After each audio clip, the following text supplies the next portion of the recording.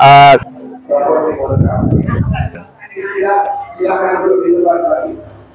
Selamat pagi Pak Sukadi. Selamat pagi Mas. Sehat Pak Sukadi. Alhamdulillah sehat. Sahabat Lawu, hari ini kita berada di SMP Negeri 1 Sukomoro, Pak Sukadi. Beliau adalah kepala sekolah SMP Negeri 1 Sukomoro. Hari ini merupakan hari ketiga pelaksanaan masa pengenalan lingkungan sekolah, dan kita pengen ngobrol dulu Mas Sukadi. Sebetulnya di SMP Negeri 1 Sukomoro ini ada apa gitu Bang? Ya, saya kira juga prestasinya nggak bisa dibilang kaleng-kaleng. Iya, sama aja, betul. Pak Sukadi, hari ini atau tahun ajaran ini sebenarnya berapa siswa yang ditampung di SMP atau yang mendaftar di SMP? Ya, alhamdulillah dari total keseluruhan itu ada 21 rombel. Jadi kelas 7, kelas 8, 7, kelas 9, 7. Oh iya, ini memang sesuai dengan Dapodik yang ini betul, ya, sesuai dengan ada kuotanya. Iya, betul. Pak Sukadi, kalau di dalam pelaksanaan MPLS kali ini, tahun ini ada perbedaan sih dengan MPLS tahun kemarin gitu Pak Sukadi? Ya, pada prinsipnya kegiatan MPLS itu sama, yaitu masa pengenalan lingkungan sekolah. Tetapi di tahun ini perbedaannya ya cukup banyak. Jadi diantaranya dari segi pelaksanaan, ya, untuk tahun yang lalu itu dilaksanakan selama 3 hari, kemudian untuk tahun ini agak panjang sedikit, yaitu selama 5 hari. Dan materi-materinya pun juga sangat ramah, jadi ramah pada peserta didik, pada lingkungan, dan pada materi-materi yang mana anak-anak itu diperkenalkan dengan isu-isu yang ada saat ini, seperti perubahan iklim. Ada tema di situ. Iya, ada tema di situ. Bahkan silabusnya sudah ada, kita tinggal melaksanakan dari panduan MPLS ramah di tahun 2025 ini. Tapi kalau di dalam tema ini apa sebenarnya, ada penekanannya apa? Ya pastinya yang penting adalah mengenal sekolah dulu. Ya. Ini siapa sih gitu? Ruangannya apa? Yang mungkin ada sedikit berbeda itu bukan hanya mengenalkan lingkungan sekolah, tapi mengenalkan lingkungan sekitar sekolah. Lingkungan sekitar sekolah. Iya, betul. Jadi di situ ada 7 kebiasaan anak Indonesia hebat. Ini mungkin mengimplementasikan kegiatan bermasyarakat. Jadi anak-anak ini kita bawa keluar lingkungan sekolah. Ya, di depan kita kan kita tahu bersama itu lapangan. Ada lapangan. Ya, jadi sarana-sarana apa yang ada di lingkungan sekitar sekolah. Misalnya ada balai desa, kemudian di situ ada namanya BUMDes, kemudian puskesmas di sebelah inilah. Jadi nanti anak-anak itu betul-betul setelah kegiatan MPLS ini mereka mengenal bukan hanya di lingkungan sekolah, tetapi di lingkungan sekitar sekolah. Juga. Ini penting Mbak ya untuk sangat penting sekali dalam menambah karakter anak untuk sosialisasi dengan masyarakat. Pak, kalau terkait mungkin dari sisi fasilitas sekolah untuk menunjang, nah sekarang kan banyak sekolah yang mungkin fokus ke seni, ada yang ke olahraga. Nah, kalau SMPN 1 Sukomoro seperti apa nih Pak? Ya, alhamdulillah kita memfasilitasi kebutuhan peserta didik kita. Jadi salah satunya ya non akademik dan non akademik. Ini terbungkus dalam kegiatan ekstrakurikuler Mas Koco. Jadi saya yakin di semua sekolah juga hampir sama, tetapi untuk SMP 1 Sukomoro ini lebih mengembangkan bakatnya ini pada potensi non akademik, diantaranya basket, bulu tangkis, kemudian futsal, dan ekstra yang lain. Sastra juga kayaknya. Ya, sastra kita banyak menorehkan prestasi di bidang literasi tulis, khususnya di kegiatan-kegiatan menulis. Ini kita punya guru yang memang luar biasa di dalam bidang ini. Bahkan prestasinya di tingkat kabupaten, provinsi ini cukup luar biasa. Sudah bisa jadi seperti yang kemarin yang diadakan oleh Dinas Arpus, jadi Junior Writer Planner ini kita sebagai menjadi langganan juara 1. Artinya bisa dikembangkan di sini. Betul. Mungkin buat orang tua yang anaknya memiliki bakat menulis gitu. Ini akan bisa banget dikembangkan di SMP 1 Sukomoro. Karena juga menunjang sekali untuk prestasi atau ke jenjang berikutnya. Betul. Jadi literasi itu kan sebenarnya kan bukan hanya membaca dan menulis saja kan. Literasi itu cakupannya sangat luas sekali. Dimana di era digitalisasi atau digital ini mereka harus betul-betul paham tentang literasi. Mereka bisa menyaring informasi dengan baik. Nah, kalau tidak dibekali dengan literasi kan otomatis nanti mereka akan terjerumus di hutan rimba lah caranya seperti itu. Kita akan ajak keliling seperti apa sih fasilitas yang ada di SMP Negeri 1 Sukomoro dengan Pak Kepala Sekolah Pak Supadin. Yuk, monggo Pak. Monggo. Anak-anak sedang melaksanakan kegiatan PLS dengan gembira, dengan ceria. Ini tadi ya, artinya PLS dengan ceria. Iya, jadi harus ramah lah istilahnya. Ramah ya. Ceria dan menyenangkan. Artinya mereka mengenal sekolah tanpa ada tekanan. Betul, mereka merasa nyaman, aman, kemudian menyenangkan dalam kegiatan pengenalan ini. Lingkungannya juga cukup indah gitu ya. Ya, Air mancur, ini langsung disambut dengan kanopi yang dari payung, gitu. dari payung juga. Apalagi kita masih tahun 2024, ini cukup punya prestasi yang membanggakan. Jadi budaya bersih, budaya hidup sehat, budaya lingkungan yang asli. Kita masuk di Adiwiyata Nasional di tahun 2024. Ini kita lebih pengembangan lagi. Iya, kita lebih fokus pada penguatan budayanya.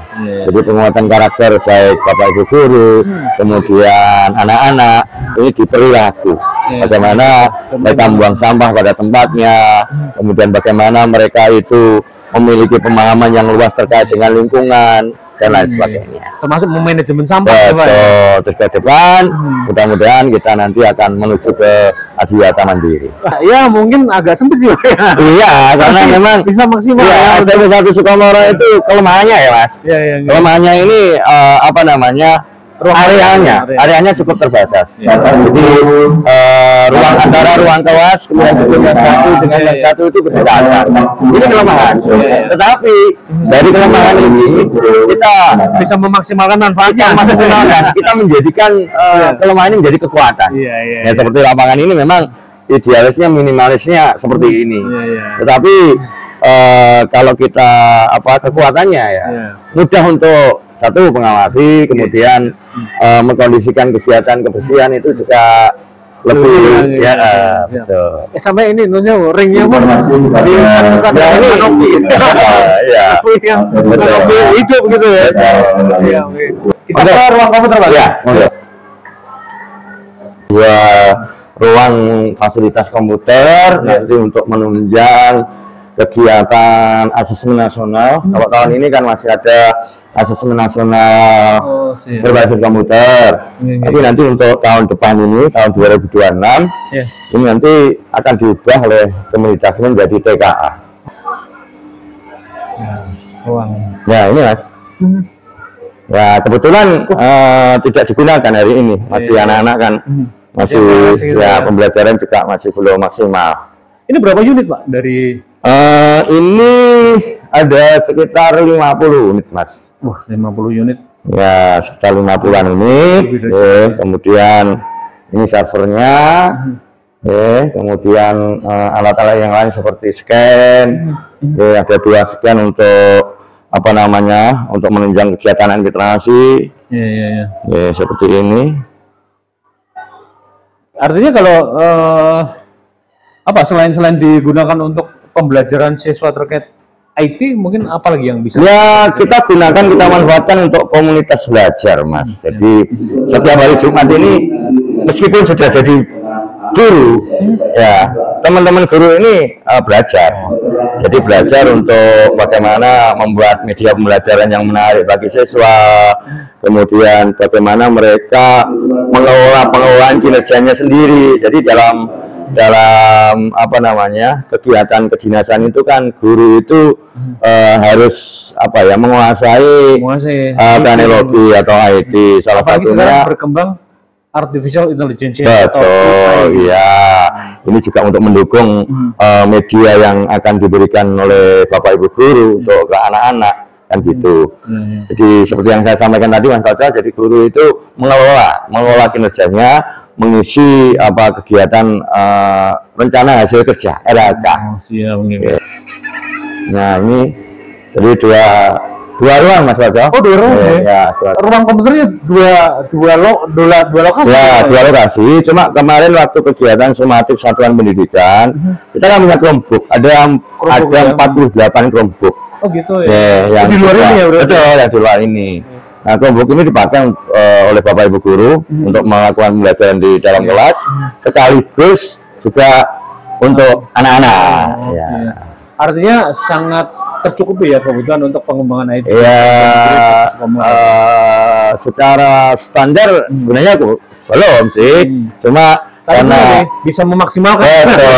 Ya, memaksimalkan potensi sarana yang ada. Ya, itu 146 dari kelas 7A dari sampai 9 dari 21 totalnya 21 rombel. Dulu di P5 dulu. Ya. Ini hasil karya anak-anak yang dipamerkan Bapak Nusantara.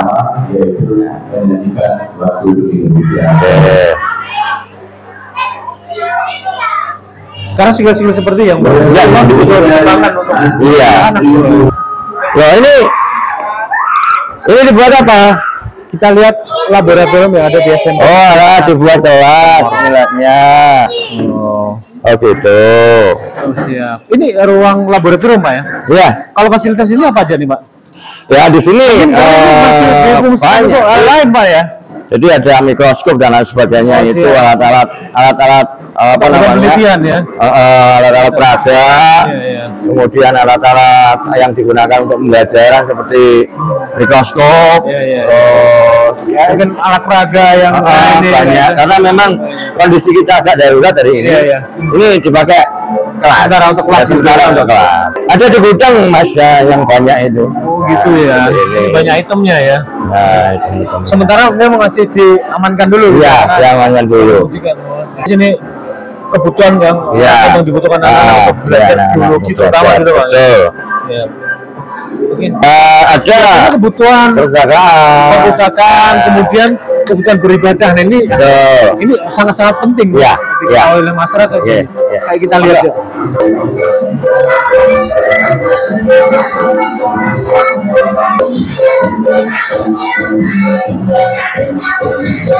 Oh ya. Oh, ini buku yang akan dibagikan Pak ya? Betul ya. Ini buku-buku yang akan dipinjamkan ke anak-anak nanti ketika mereka sudah mulai belajar. Oh, siap. Jadi insya Allah nanti minggu depan kegiatan pembelajaran atau belajar mengajar sudah aktif. Kita lihat dong koleksi buku yang ada di sini. Ini buku apa aja sih Pak ini? Terutama sini ya Pak ini Pak. Bagian utama ya. Ya. Oh siap. Nah ini kayaknya koran ya, setiap hari kita pelajaran Jawa Pos, kemudian ya masih belum tertata dengan rapi Mas Bapak. Iya.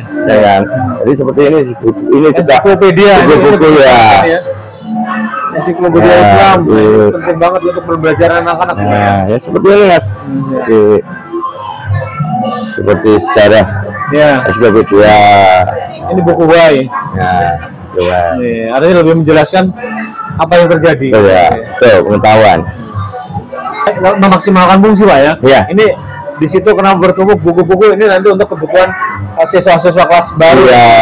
Kelas baru masuk untuk mencukupi kebutuhan. Memang kita biar mudah untuk bawanya ditaruh klasik-klasik begitu. Nanti sama ketua kelasnya diantar ke kelasnya masing-masing. Itu adalah kebutuhan sembakonya siswa baru. Ini isinya buku, jadi ada beberapa mata pelajaran yang kita pinjamkan. Oh, ini pinjam sistemnya gitu ya? Ya, jadi kita menganggarkan dari dana BOS ya 10% untuk pengadaan buku. Yang nanti dipinjamkan kepada siswa. Semua anak-anak satu buku setiap mata pelajaran. Siap. Artinya siswa tidak harus beli. Tidak. Tidak lebih meringankan lagi. Betul ya. Habis ini kita mau lihat fasilitas itu. Oke ya, kita yang ngasih.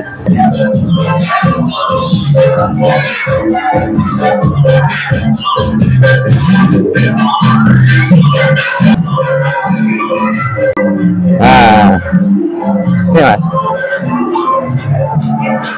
Oh, ini baru pengembangan lagi Pak ya? Ya ini ya berkat dukungan dari semua Bapak Ibu guru, kemudian apa namanya seluruh warga sekolah, dari fasilitas yang apa ya minimalis tadi kita kembangkan agak besar untuk mencukupi kegiatan keagamaan anak-anak. Ini nanti tingkat 2 atau gimana? Ya, rencana ini tahap 1 dulu. Setelah selesai nanti kita akan kembangkan tahap kedua atas. Ya, lantai 2. Karena saya yakin kebutuhan fasilitas kepribadian sangat penting. Betul. Untuk menyeimbangkan dari mungkin kebutuhan jiwa. Iya, ini kan untuk penguatan karakter ketakwaan lah, keimanan. Benteng utama peserta didik ini adalah agama ya. Budi pekerti. Pak, kalau saya lihat tadi yang pertama adalah ada kebiasaan untuk mendengar kalau Indonesia Raya. Betul. Nah, kebiasaan lain mungkin apa? Mungkin terkait keagamaan atau apa? Ya, di sini Indonesia Raya itu wajib. Jadi ketika semua Bapak Ibu guru itu mendengar suara lagu Indonesia Raya, dimanapun posisinya, ya harus berdiri tegak, mendengarkan atau sambil menyanyikan lagu Indonesia Raya. Untuk menghormati. Ya, kemudian kebiasaan yang lain murotal, Mas. Jadi pembacaan ayat-ayat suci Al-Quran atau ayat-ayat yang pendek. Iya. Ini. Kemudian yang terbaru ini senam anak Indonesia itu.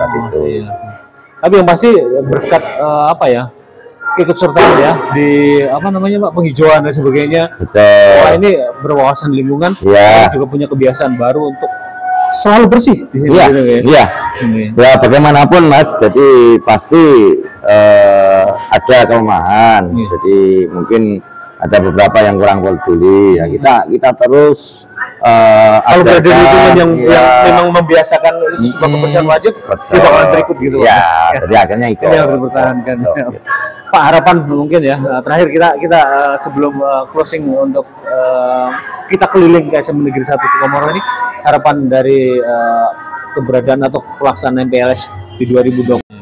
MPLS ini bukan dilaksanakan secara seremonial atau acara agenda tahunan belaka, tapi betul-betul acara MPLS ini rohnya bisa tertanamkan pada semua peserta didik. Mereka bisa paham terkait dengan lingkungan sekolah, paham sarana prasarana yang ada di sekolah, kemudian paham tentang Bapak Ibu guru, pengenalan Bapak Ibu guru, karena mereka kalau dulu di SD mapel itu kan diambil oleh 1 orang guru. Kalau di SMP ini setiap mapel gurunya berbeda-beda, sehingga harapannya anak-anak bisa segera beradaptasi, menyesuaikan diri di SMP 1 Sukomoro, sehingga mereka nanti ketika sudah menyesuaikan diri bisa bersosialisasi dengan teman baru, sahabat baru, guru baru, sehingga proses pembelajaran semakin enak dan menyenangkan. Ya, memang MPLS ini sangat penting agar juga siswa baru ini mengenal lingkungan sekolah, bahkan kalau di sini lingkungan sekitar ini juga penting banget. Karena juga memahami fasilitas apa dimiliki oleh sekolah, kemudian mereka bisa memaksimalkan potensi dan apa ya, bisa bakat minat mereka, sehingga mereka bisa menjadi siswa yang berprestasi. Terima kasih Pak Sukadi. Ya, terima kasih. Keliling-keliling sekolah. Sebenarnya masih banyak ya fasilitasnya. Ya, tapi karena waktu Mas ya. Siap. Lain kali nanti kita akan kesini lagi. Oke, siap. Sama karya-karya yang sampai tulisan literasi, saya yakin lebih keren banget. Selamat dan sukses untuk MPLS. Amin. Ya. 2025-2026 ya. Oke. Siswa baru. Ya. Sesuatu yang harus kalian sampaikan. Kemudian yang kedua, ada ini saya akan memberikan pesan kepada mulai dari bangun pagi yang pasti melaksanakan ibadah atau jam 4 lebih dijalankan semua perintah dari Tuhan Yang Maha Esa, olahraga. Nah, inilah bersarapan pagi. Kalian belajar di lingkungan sekolah, kalian dari ini sudah MPLS di sini sifatnya harus mempunyai moto yang dengan sifat ceria, yaitu anak harus senang, anak harus mempunyai keinginan untuk belajar itu lebih mantap lagi. Itu yang diharapkan dari dinas, itu jangan sampai terjadi MPLS itu adanya perpeloncoan, perlindungan, terutama yang ada di sekolah-sekolah yang dilakukan oleh kakak tingkat. Setelah adanya MPLS itu mengenal tentang lingkungan, terutama sekolah, bagaimana karakternya nanti harus dia melakukan, bagaimana terutama sarana-sarananya yang harus dia kenakan, terutama di sekolah-sekolah yang mereka tempati. Karena anak ini penting untuk di tahun ajaran atau istilah pembelajaran, karena dia itu belum pernah lingkungan, maka perlu diperkenalkan dengan lingkungan yang ada di sekolah sini.